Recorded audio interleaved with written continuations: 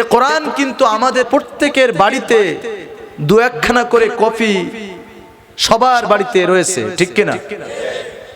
তো রয়েছে ঠিকই, তারপরেও কিন্তু আমাদের বাড়িতে শান্তি নাই, আমাদের সমাজে শান্তি নাই, আমাদের এলাকায় শান্তি নাই, আমাদের দেশে শান্তি নাই। কথা বলেন ঠিক কিনা?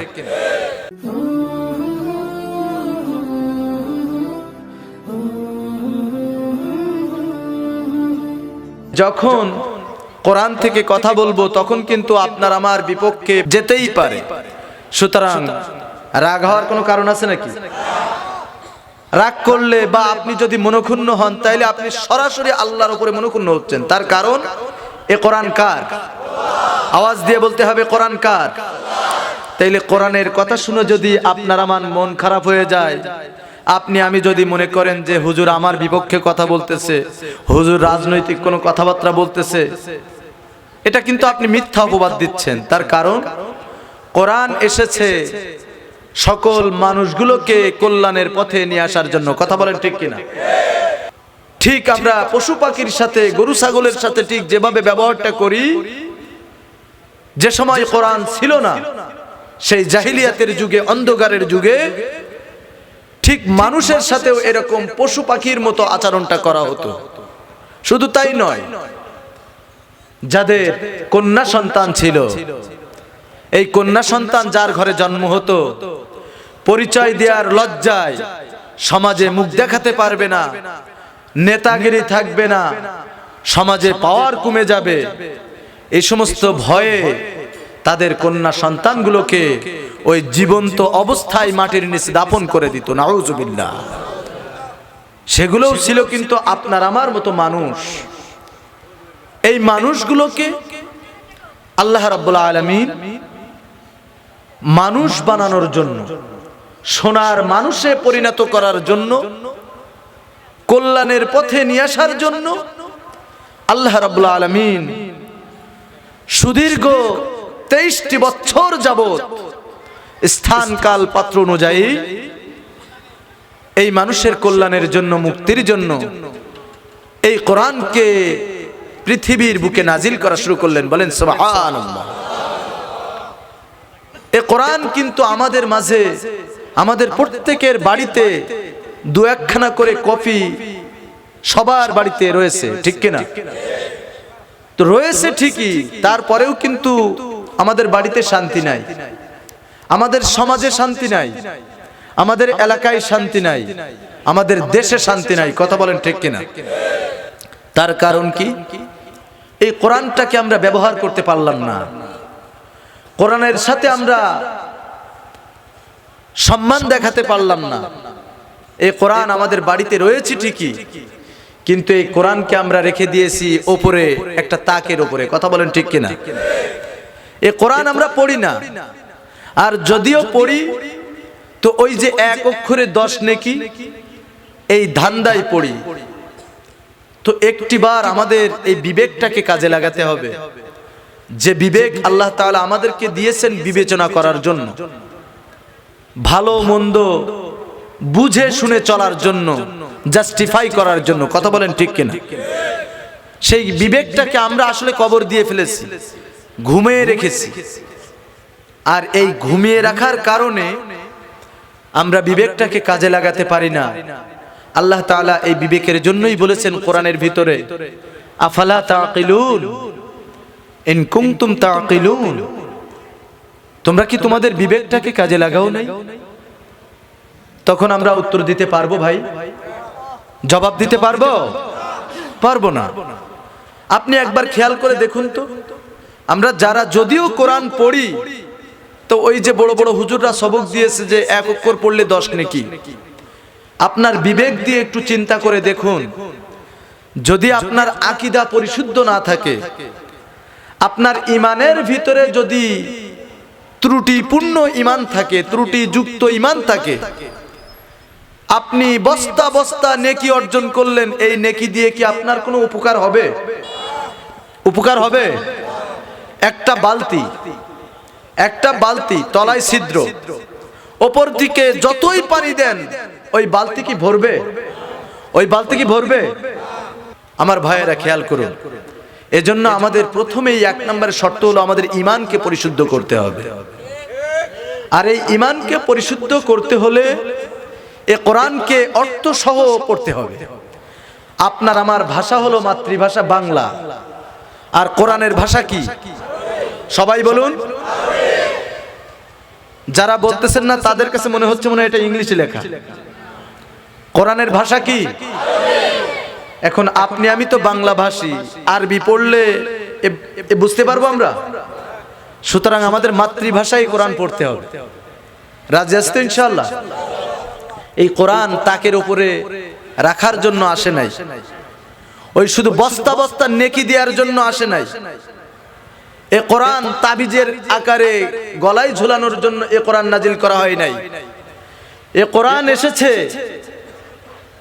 এই সমস্ত অমানুষগুলোকে মানুষ বানানোর লক্ষ্যে, সোনার মানুষ তৈরি করার লক্ষ্যে, মানুষগুলোকে বিপদগামী থেকে সুপথগামী করার লক্ষ্যে, মুক্তি দেওয়ার লক্ষ্যে, একটা গাইডলাইন হিসাবে, একটা পথ প্রদর্শক হিসাবে, একটা রাহাবার হিসাবে এ কোরআন ভূমিকা পালন করতেছে। কথা বলেন ঠিক কিনা? এ কোরআন যদি আমরা পড়ি তাহলে আমরা বুঝতে পারবো যে আমরা কি করতেছি আর কি করার কথা ছিল। আলেমরা আজকের আমাদের সমাজে আলেমরা আমাদেরকে কেমন সবক দিচ্ছে, সেগুলো কতটুকু সত্য, কতটুকু মিথ্যা, নাকি আলেমরা ইসলামের দোহাই দিয়ে, কোরআনের দোহাই দিয়ে, ব্যবসাকে এটা কেন্দ্র করে এই কোরআনকে, ইসলামকে ব্যবসা বানিয়ে তারা তাদের নিজেদের পকেটকে ভারী করতেছে কিনা। আমরা যদি এই কোরআনকে পড়া শুরু করি অবশ্যই বুঝতে পারবো যে আসলে কে এই কোরআন এবং ইসলামের নাম ভাঙে ব্যবসা করতেছে আর কারা সঠিক কথাগুলো বলতেছে। কথা বলেন ঠিক কিনা? আমরা অন্ধ অনুসরণ করব কোরআন এবং হাদিসের, আল্লাহ এবং আল্লাহ রাসূলের। কোন বড় হুজুর, কোন ইউনিভার্সিটি, কোন বড় বড় মাদ্রাসার মুহতামিম বা প্রিন্সিপালের নয়।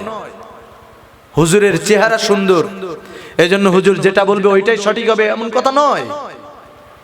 আমার ভিতরে ভুল ত্রুটি হতেই পারে, কিন্তু আল্লাহ আল্লাহ রাসূলের ভিতরে ভুল ত্রুটি আছে। সুতরাং অন্ধ অনুসরণ যদি করতেই হয়, চোখ বুজে যদি একটা কথা স্বীকার করতেই হয়, সেটা আমরা বিশ্বাস করব, স্বীকার করে নেব আল্লাহ এবং আল্লাহ রাসূলকে। কথা বলেন ঠিক কিনা? আমার ভাইরা, আল্লাহ রাব্বুল আলামিন এই সোনার মানুষগুলোকে তৎকালীন সময়ে যে অমানুষগুলো ছিল এই মানুষগুলোকে সোনার মানুষে পরিণত করার জন্য, মানুষকে ইসলামের পথে, শান্তির পথে ফিরিয়ে আনার জন্য আল্লাহ রাব্বুল আলামিন এই কোরআনকে নাজিল করেছেন। বলেন সুবহানাল্লাহ। যখন এই কোরআন রাসূলুল্লাহ সাল্লাল্লাহু আলাইহি ওয়াসাল্লাম তেলাওয়াত করা শুরু করলেন, প্রচার প্রসার শুরু করে দিলেন, তখনই একদল লোকেরা ছিল, তারা সাথে সাথে কোরআনকে কিভাবে সমাজ থেকে দূরে সরানো যায়, সমাজ থেকে এ কোরআনকে, কোরআনের আলোকে নিভিয়ে দেওয়া যায়, সব সময় তারা সেই পায়তারা করত। কথা বলেন ঠিক কিনা? সেই দলের নেতা ছিল আবু জেহেল, আবু লাহাব, উতবা, শাইবা, মুগীরা। কথা বলেন ঠিক কিনা? তারা কোনোদিন চাই নাই যে এই কোরআনের প্রচার হোক। এজন্য বিশ্বনবী যখনই কোরআনের প্রচার প্রসার করা শুরু করে দিয়েছেন, আর এই কোরআন শুনে যখন মানুষগুলো ইসলামের ছায়াতলে ভিড় জমাতে লাগলেন, সেই সময় তারা চিন্তা করলো এই মানুষগুলোকে এই কোরআন থেকে দূরে সরানো দরকার। কি করে করতে হবে, কিভাবে দূরে সরাতে হবে? এজন্য তারা সিদ্ধান্ত করলো একটা জনসমাবেশ করবে, একটা সম্মেলন করবে। এই সম্মেলন করে যখন সমস্ত এলাকার মানুষগুলো জড়ো হয়ে যাবে, একত্রিত হয়ে যাবে, ওই মানুষের সামনে তারা এই কোরআনের বিপক্ষে তারা কথা বলবে। আমরা যেমন আজকের এই তাফসীর ময়দানে এসেছি, বিভিন্ন শ্রেণী পেশার মানুষ এসেছি। এখানে আমরা অনেকেই আওয়ামী লীগ করি, অনেকেই বিএনপি করি, অনেকেই জামায়াতে ইসলামী করি, অনেকেই জাতীয় পার্টি করি, অনেকেই চরমনায়ের মুরিদ, অনেকেই আটরশির মুরিদ, ফুরফুরার মুরিদ। কথা বলেন ঠিক কিনা? বিভিন্ন শ্রেণী পেশার মানুষ আমরা আজকে একত্রিত হয়েছি। ঠিক তেমনি ভাবে আবু জেহেলরা যেদিন সম্মেলন ডেকেছিল, ওই দিনেও ভালো মন্দ সব রকম মিলায়ে মানুষগুলো জড়ো হয়ে গিয়েছিল, একত্রিত হয়েছিল। যখন মানুষগুলো একতাবদ্ধ হয়ে গেল, জড়ো হয়ে গেল এক জায়গায়, জনসম্মুখে তারা এবার বলতে লাগলো, ক্বালাল্লাযীনা কাফারু লা তাসমাউ লিহাযাল কুরআন ওয়ালগাউ ফীহি লাআল্লাকুম তাগলিবুন। আবু জেহেল আবু লাহাবরা বলেছিল, ও দর্শকেরা, ও আমাদের অনুসারীরা, মুহাম্মদ যে কোরআনের প্রচার প্রসার করতেছে, তোমরা এই কোরআনের ধারে কাছে যেও না, কোরআন শুনো না, তোমরা মুহাম্মাদের কোনো কথাকে সত্য মনে করো না, কোরআনের এই ছায়াতলে তোমরা যেও না।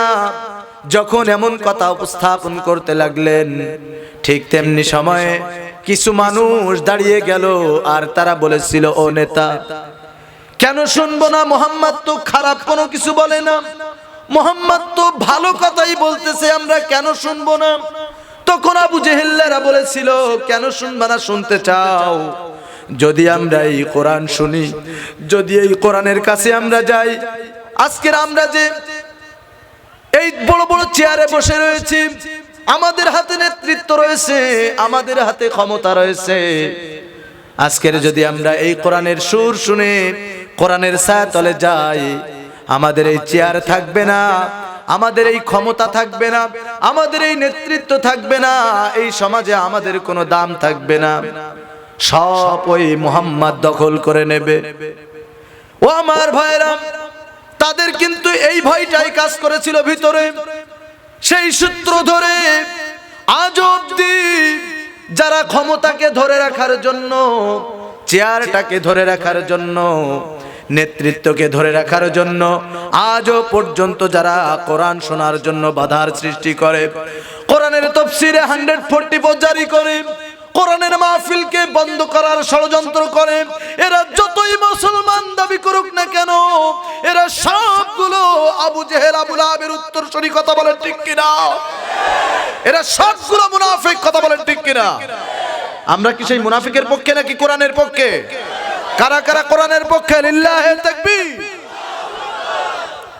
আল্লাহ তাআলা আমাদের কবুল করুন, বলেন আমিন।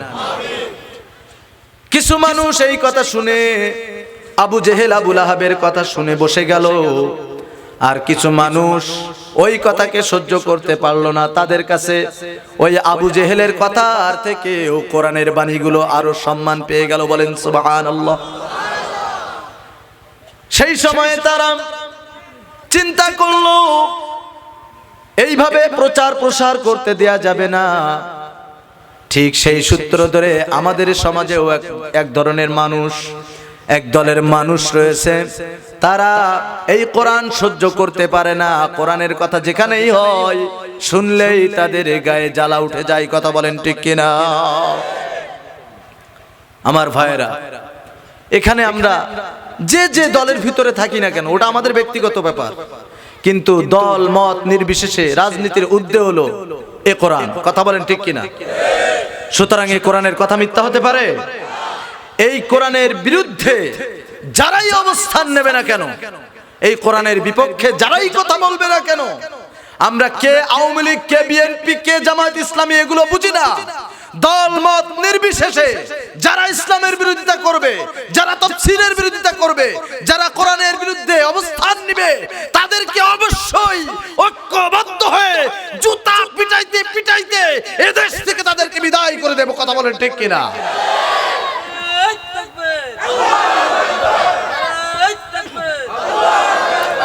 আমার ভাইয়েরা খেয়াল করুন। সুতরাং আমরা কখনো ইসলামের বিরুদ্ধে কেউ অবস্থান করলে সহ্য করব না ইনশাআল্লাহ। যদি এর জন্য আমাদের জীবন দিতে হয়, যদি এর জন্য আমাদেরকে রাজপথে নামতে হয়, রাজি আছেন ইনশাআল্লাহ? কখনো এইরকম ভাবে তাদেরকে সামনে আগাইতে দেয়া হবে না। তার কারণ এটা শাহজালালের দেশ, এটা শাহপরানের দেশ, শাহ আমানতের দেশ। কথা বলেন ঠিক কিনা? এখানে এসেছে ইসলাম অনেক কষ্টের বিনিময়ে, অনেক ত্যাগের বিনিময়ে। কথা বলেন ঠিক কিনা? সেই ইসলামের বিপক্ষে যারাই অবস্থান নেবে, সে যত বড় নেতা হোক না কেন, এই সমস্ত পান্ডা নেতাদের আমরা ভয় করি না। কথা বলেন ঠিক কিনা? আজকের এরকম পান্ডা ভণ্ড শয়তান নেতা আমাদের সমাজে আছে না নাই? আমি সবাইকে খারাপ বলবো না ভাই। বর্তমান সময়ে একটি জিনিস খেয়াল করুন আর চিন্তা করুন, যারা পুরাতন অনেক দিন থেকে আওয়ামী লীগ করেন, এই আওয়ামী লীগের ভাইরা কিন্তু খারাপ না। খারাপ নাকি? এদের দ্বারা কখনো একটা কোরআনের মাহফিল বন্ধ হয়েছে এরকম কোন রেকর্ড আছে? নাই। কিন্তু বর্তমান সময়ে কিছু হাইব্রিড আওয়ামী লীগার রয়েছে, সুবিধাবাদ জিন্দাবাদ, যেদিকে পানি পড়ে সেই দিকে ছাতা ধরে, একটু পদ নেয়ার জন্য, বড় চেয়ার পাওয়ার জন্য নতুন করে আওয়ামী লীগে নাম দিয়ে এই সমস্ত হাইব্রিড আওয়ামী লীগাররা আওয়ামী লীগের পরিচয়টা নষ্ট করে দিয়েছে। কথা বলেন ঠিক কিনা?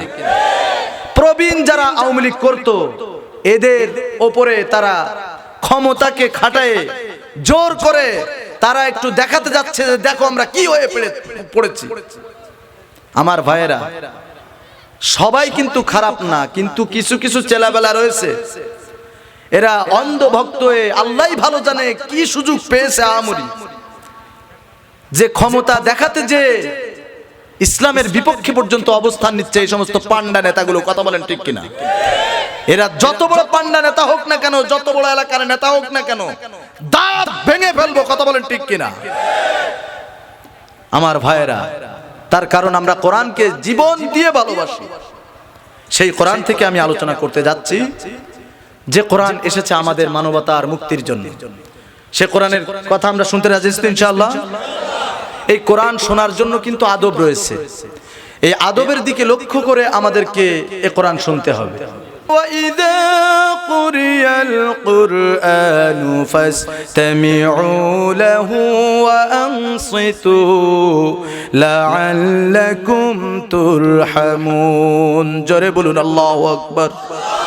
আল্লাহ রাব্বুল আলামিন কোরআনুল কারীমের ভিতরে বর্ণনা করেন, যখন তোমাদের সামনে কোরআনের তেলাওয়াত করা হয়, কোরআনের কথাগুলো তোমাদের সামনে যখন বলা হয়, ইসলামের কথাগুলো যখন তোমাদের সামনে প্রচার করা হয়, তখন তোমাদের দায়িত্ব হলো অত্যন্ত মনোযোগ সহকারে চুপ করে আমলের নিয়তে তোমরা শ্রবণ করবে। কে বলছে এই কথা? সবাই বলুন, কে বলছে এই কথা? আল্লাহ রাব্বুল আলামিন বলেন, যদি তোমরা আমলের নিয়তে শ্রবণ করো, আশা করা যায় আমার তরফ থেকে যতগুলো রহমত রয়েছে সমস্ত রহমত গুলো তোমাদের পরে নাজিল হয়ে যাবে। আরো জোরে বলুন সুবহানাল্লাহ। আমার ভাইরা, সেই কোরআন থেকে আমি একটি মাত্র আয়াত তেলাওয়াত করেছি। কয়টি? একটি। সূরাতুল আরাফ আয়াত নাম্বার 179। এই আয়াতের মাধ্যমে আজকের আলোচনায় নিয়ে এসেছি যে আল্লাহ রাব্বুল আলামিন আমাদেরকে যে বিবেক দিয়েছেন, সেই বিবেকের সুষ্ঠু ব্যবহার। আল্লাহ রাব্বুল আলামিন আমাদের যে অঙ্গ প্রত্যঙ্গগুলো দিয়েছেন, বিশেষ করে চোখ এবং কান, এ সমস্ত অঙ্গের সুষ্ঠু ব্যবহার আজকের আমরা কোরআনের আলোকে জেনে নেব ইনশাআল্লাহ। আমার ভাইরা খেয়াল করুন, আল্লাহ রাব্বুল আলামিন বলেন, ওয়ালাকাদ দারানা লিজাহান্নাম কাসীরাম মিনাল জিন্নি ওয়াল ইনস লাহুম কুলুবুন লা ইয়াফকাহুনা বিহা ওয়ালাহুম আ'য়ুনুন লা ইউবসিরুনা বিহা ওয়ালাহুম آذان لا يسمعون بها أولئك كالأنعام بل هم أضل أولئك هم الغافلون। গাফিলুন। জোরে বলুন আল্লাহু আকবার। আল্লাহ রাব্বুল আলামিন কোরআনুল কারীমের ভিতরে সূরাতুল আরাফ 9 নম্বর পারা 13 নম্বর পৃষ্ঠার প্রথম নাম্বার লাইনের ভিতরে 179 নং আয়াতের মাধ্যমে বিশ্ব মানবতার ভিতরে যারা ইসলামের ছায়াতলে এসেছে, যারা আজকের এই ময়দানে অংশগ্রহণ করেছে, আমাদেরকে লক্ষ্য করে এই কথা ছুড়ে দিয়েছেন। আল্লাহ রাব্বুল আলামিন বলেন, এই বিরাট পৃথিবীর মাঝ থেকে একটা বিরাট সংখ্যক মানুষ এবং জিন জাতিকে আমি রাব্বুল আলামিন জাহান্নামের জন্য রিজার্ভ করে রেখেছি। বলেন নাউযুবিল্লাহ।